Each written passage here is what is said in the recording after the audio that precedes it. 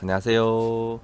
오늘은 지수보다 강한 종목, 그 중에서도 대형주 시가총액 상위 종목을 가져와서 함께 공부해 보도록 하겠습니다. 주식시장을 보면 종목 수가 너무 많습니다. 코스피, 코스닥을 합치면 약 3,000개 종목이 넘습니다. 이 많은 종목 중에서 초보자분들이 주도주 대형주를 찾아내기란 쉽지 않습니다. 그렇다면 초보자분들이 조금 더 쉽고 안전하게 종목에 접근할 수 있는 방법은 무엇일까요? 저는 그 대안으로 시가총액 상위 종목부터 공부하는 방법을 추천드립니다. 시가총액 상위 종목만 잘 따라가도 상승장에서는 충분히 좋은 수익을 낼 수 있습니다. 이번 상승장에서 대표적인 사례가 바로 삼성전자와 SK하이닉스입니다. 만약 바닥권에서 지수보다 강한 흐름을 보이는 대형주를 포착해 매수했다면 이번 상승장에서는 대형주만으로도 100%에 가까운 수익을 충분히 노려볼 수 있었습니다. 그래서 오늘은 시가총액 상위 종목을 중심으로 공부를 해보겠습니다. 시가총액 상위 50개 종목만 보더라도 이미 업종별로 명확하게 구분이 됩니다. 반도체, 2차전지, 금융, 자동차, 전력설비, 원자력 발전, 제약 바이오, 지주사, IT 인터넷, 조선, 방산, 우주항공, 엔터테인먼트, 이처럼 시가총액 상위 50개 종목만 제대로 살펴봐도 초보자 분들에게는 배울 것이 정말 많습니다. 오늘은 이 시가총액 상위 종목들을 통해 지수보다 강한 종목을 어떻게 찾는지 차트와 흐름 중심으로 하나씩 공부해 보겠습니다. 키움증권 0187 시가총액 상위, 먼저 삼성전자부터 공부하도록 하겠습니다. 삼성전자를 보시면은 지수가 하락할 때부터 저점까지 먼저 보겠습니다. 이때 보시면은 지수는 저점을 찍고 박스권을 형성했습니다. 그런데 삼성전자는 박스권 하단을 이탈하고 있었습니다. 그러면 이 시기에는 삼성전자는 지수보다 약하다는 뜻입니다. 그 후 삼성전자가 다시 저점을 찍고 이 시기에 다시 보겠습니다. 이 시기에 보시면은 박스권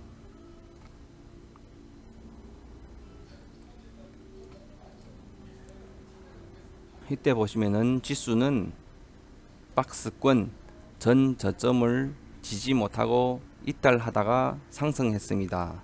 그런데 삼성전자는 전 저점을 지지해주고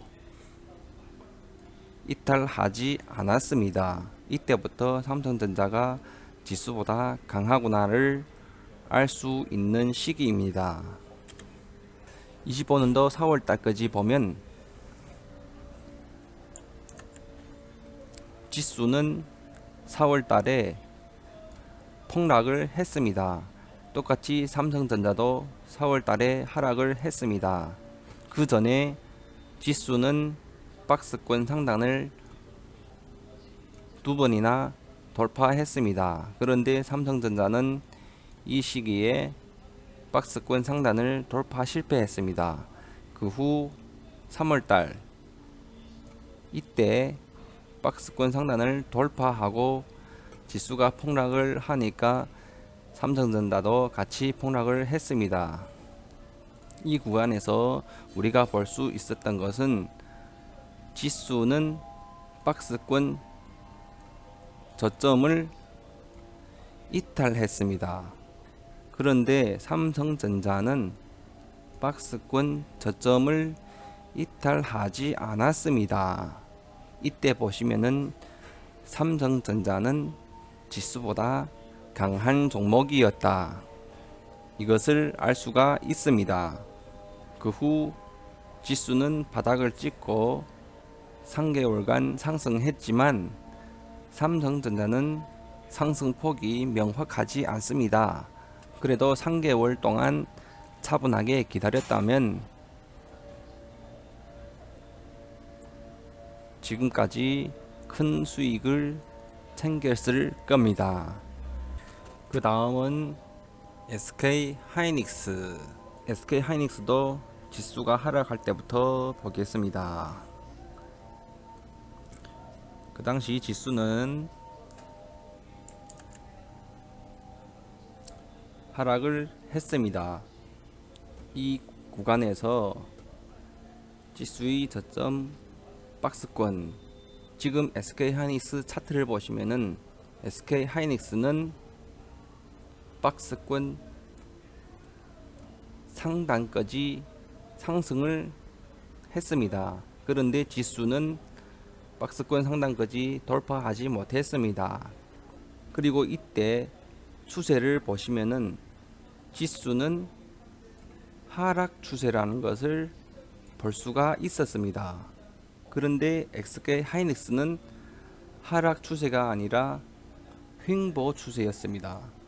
여기에서 SK 하이닉스가 지수보다 다르다는 점을 느낄 수 있었습니다. 그 다음 조금 차트를 길게 보시면은 SK 하이닉스는 전 고점을 3번이나 돌파를 했습니다. 그런데 지수는 전 고점 박스권 상단을 돌파하지 못했습니다.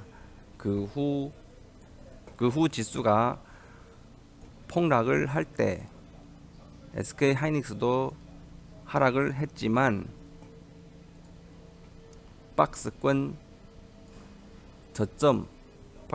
저점을 이탈하지 않았습니다. 이때 보시면은 SK 하이닉스는 지수보다 강하구나를 알 수 있었습니다. 지금 SK 하이닉스를 보면은 삼성전자랑 비슷비슷한 패턴이 나왔습니다. 삼성전자도 박스권 하단을 이탈하지 않았고 SK 하이닉스도 박스권 하단을 이탈하지 않았습니다. 이 두 업종은 반도체 업종입니다. 그러면 추후 삼성전자나 SK 하이닉스가 상승하지 않겠나, 이것을 예측할 수도 있었습니다. 삼성전자 혼자만 지수보다 강한 것이 아니라 SK 하이닉스도 똑같이 지수보다 강했습니다. 그 후 보시면은 지수가 상승하면서 SK 하이닉스도 상승했습니다. 이때 SK 하이닉스가 삼성전자보다 먼저 올라갔습니다. 그러면 SK 하이닉스가 삼성전자보다 좋다는 것을 알 수가 있었던 시기입니다. 여러분들이 지금 지수보다 강한 종목을 잘 찾을 줄 모르잖아요. 그냥 틀린 그림 찾기 게임이라고 생각하시면 됩니다. 그리고 SK 하이닉스를 보면은 이 구간에서 지수보다 강했잖아요. 그럼 여기에서 바로 매수를 하면은 떨어지면 손절 나갑니다. 또 여기서 지수보다 강하다고 매수하면은 떨어지면 또 손절 나갑니다. 여기도 마찬가지입니다. 떨어지면 손절 나가게 돼가 있습니다. 그러면 매수 타이밍이 언제냐, 이것이 제일 중요합니다. 여기서 돈이 되는 포인트를 알려드리겠습니다. 지수가 하락할 때, 하락하고 반등이 나올 때, 이때가 매수 타이밍입니다.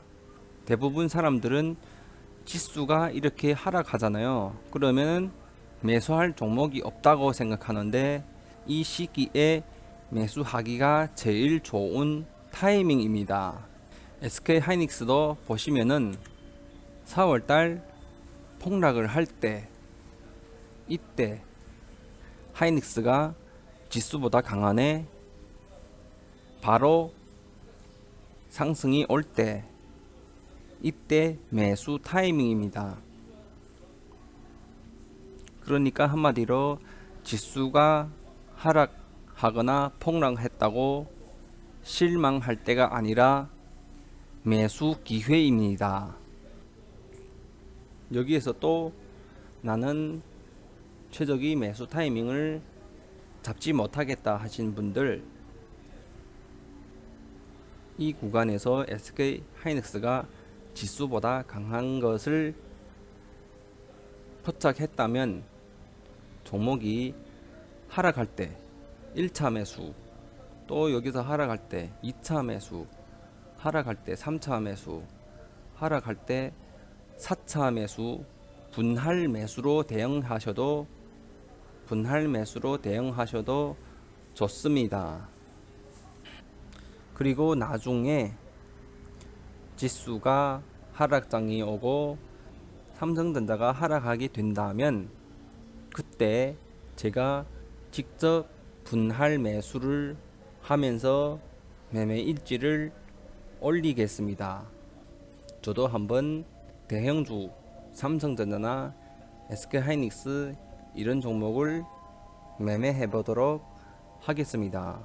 여러분들께 되는지 안 되는지를 제가 실전으로 보여드리겠습니다. 그 다음은 금융주를 볼게요. 시가총액 상위 종목 KB금융. KB금융을 보시면은 이 구간에서 지수보다 강했습니다. 그 후 KB금융이 다시 하락을 하면서 4월달 지수가 폭락을 할 때 KB금융도 같이 하락을 했습니다. 그 후 다시 반등을 왔는데 이 구간에서 지수보다 강했는지를 보여드리겠습니다.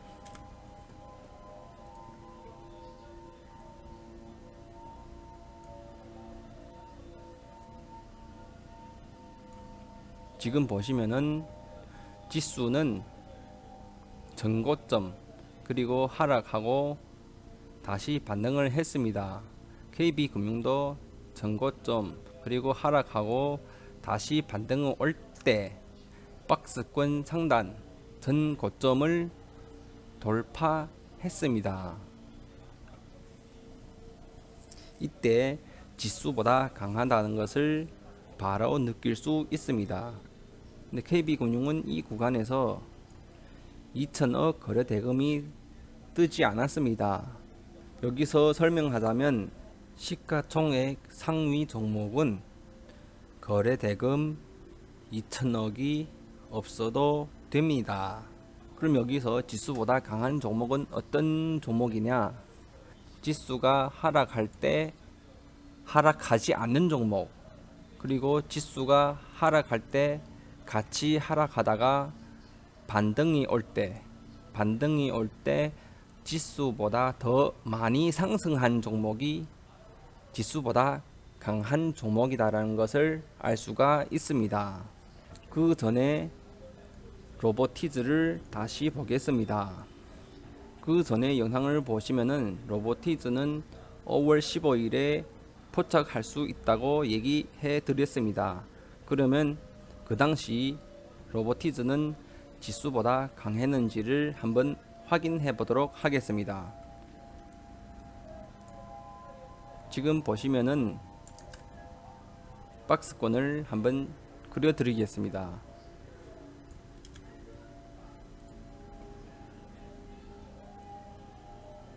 박스권 지수, 박스권 로보티즈, 여기서 확실히 느끼게 됩니다. 지수는 전 저점을 깨고 이탈하는데 로보티즈는 전 저점을 이탈하지 않고 심지어 박스권 상단을 돌파했습니다. 이것이 제가 말하는 지수가 하락할 때 하락하지 않고 지수가 반등할 때 더 빨리 상승하는 종목, 이런 종목이 지수보다 강한 종목이라는 것을 얘기하는 겁니다. 지금 차트로 강의를 하는데 엄청 힘듭니다. 김전봉 대표님은 강의를 어떻게 하는지 참 대단하십니다. 그리고 저는 토요일이나 일요일 혹은 쉬는 날에 혹은 빨간 날 이런 날에 차트를 켜놓고 시가총액 상위 종목 그리고 누적 등락률 상위 종목을 켜놓고 차트를 하나씩 보면서 지수보다 강한 종목 구간을 찾는 연습을 하루에 4시간씩 하고 있습니다. 지금도 하고 있는 상태입니다. 그러니까 여러분들도 이런 노력을 하시기 바랍니다. 여러분들 일생을 돌아보아 내가 감히 말하건대 지금만큼 여러분 일생일 때 위기가 없습니다. 살다 보면 어느 순간 어느 해 중요하지 않은 때가 없지만은 때로는 보면은 굉장히 큰 전환점이 되는 터닝 포인트가 되는 결정적인 시점이 있는데 그게 바로 now 여러분들은 지금인 겁니다. 파이팅 스피릿 뭐라고? 파이팅 스피릿 지치면 지고 미치면 이긴다. 실험하지 않는다. 내 삶을. 왜 성공만 하지? 왜 성공한 사람이 가라는 길로만 갔으니까. 아, 그거 진짜 쉽거든. 내가 하고 싶은 일이 있어. 근데 하지 말래, 그거를. 그거 하면 안 된대, 그렇게 하면. 그럼 안 하면 되잖아. 낭떠러지네요? 그럼 안 가면 되잖아. 근데 왜 가서 떨어져 보고 지랄이야? 가지 말아면 안 가면 되는데. 그러고 힘들어도 참아라 그랬잖아. 참아. 그냥 좀 just do it. 그냥 해라고 좀. 힘들어서 죽을 것 같아도 그냥 해라고. 메이웨더 알아? 격투기 쪽에서 돈을 제일 많이 버는 사람이야. 별명이 머니야. 이제 복싱하면 메이웨더가 많이 언급이 돼요. 왜냐면 그 사람은 무패야. 진 적이 없거든. 한 분야의 정점이고 결국 각 분야의 정점들은 통하는 게 하나 정도 있어. 난 거기서 배울 점이 하나 있다고 생각하는 게 뭐냐면 그 사람이 한 말이 있는데 난 되게 공감을 해. 연습이 지옥 같대. 그 일상생활. 그리고 경기 때 너무 즐겁대. 쉽고. 너무 쉬우니까 퍼포먼스를 할 여유까지 생긴대. 그냥 이기고 무슨 퍼포먼스 하지. 근데 일상생활로 돌아가는 게 무섭대. 왜? 연습이 지옥 같아서. 우리가 해방되는 순간은 시합 때야. 연습 때 평범하게 하다가 시합 때 막 기적적으로 이기려고 하지 마. 수능날 수능을 잘 보려고 하면 수능이 잘 가지나? 아니지, 절대 아니지. 수능날 너희들의 그 수능 실력을 결정하는 건 언제야? 그날의 컨디션? 아니야. 그거는 그렇게 크게 잘 주지 않아. 수능 당일날 너희들의 점수를 결정하는 건 그 수능 당일이 아니라 디데이 100일, 그 전 1년까지 어떻게 살아왔냐가 즉 그날 그냥 검사받는 날이야. 너 1년 동안 잘 살아오셨어요? 라고 검사하는 날이 수능 당일이야. 수능 당일날 기적을 바라지 마, 제발. 스크림 때 1승 5패하고 2승 3패하고 그냥 무난하게 하다가 갑자기 대회날 막 기적을 바라지 말라고. 너무 비효율적이야. 너무 스트레스 중압감 크고 말이야. 연습이 고통스럽고 시합이 편하게 느껴져. 나랑 연습 때 많은 걸 할 거야. 시합날이 기다려줬으면 좋겠어. 그러니까 시합날이 즐기는 날이 될 수 있고 그 정도 여유가 생길 정도로 연습에 많은 걸 쏟잖아.